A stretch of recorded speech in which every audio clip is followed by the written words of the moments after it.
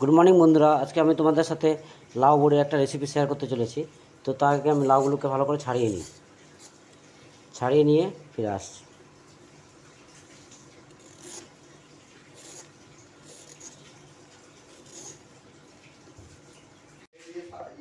লাউ আমার ছাড়ানো হয়ে গেছে।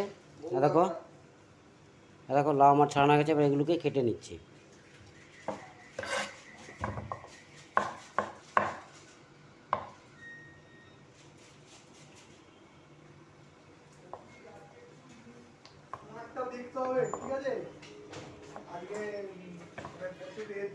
কেটে দেখো কীভাবে কেটে নিচ্ছি আমি সবজিটাকে। দেখো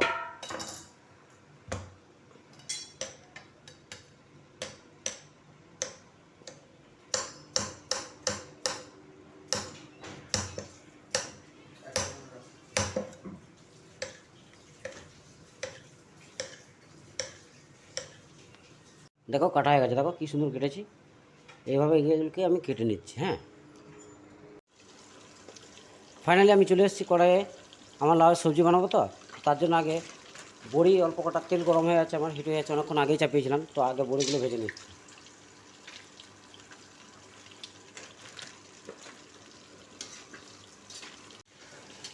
বড়িগুলো আমার লাল লাল ভাজা হয়ে গেছে। এবার এগুলো তুলে নিচ্ছি।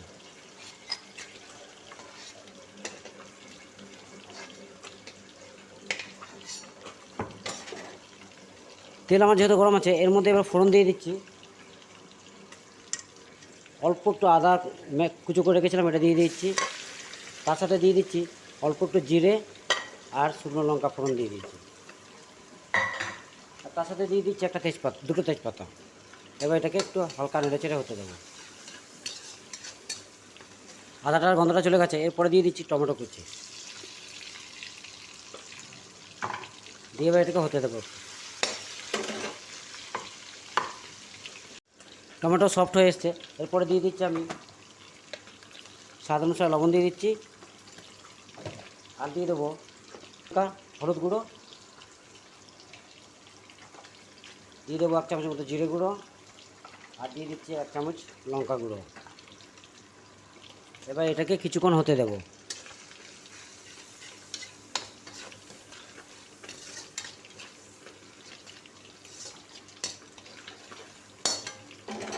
মশলা আমার রেডি হয়ে গেছে। দিয়ে দিচ্ছি অল্প পরিমাণে চিনি। এরপরে অ্যাড করে দিচ্ছি কেটে রাখা লাউটা। এবার ঢাকনা দিয়ে ঢেকে দিচ্ছি মিনিট 10 জন্য। লাউয়ের থেকে জল অনেকটা শুকিয়ে এসছে, আর সামান্য একটু আছে। তো তার আগে লাউটা পুরোপুরি হয়ে এসছে, সেই জলটাকে টানা করাবো, তার জন্য একটু হতে দিচ্ছি। আর তার সাথে সাথে আমি ভেজে রাখা বড়িটাকে গুঁড়ো করে রেখেছিলাম, এর মধ্যে অ্যাড করে দিচ্ছি।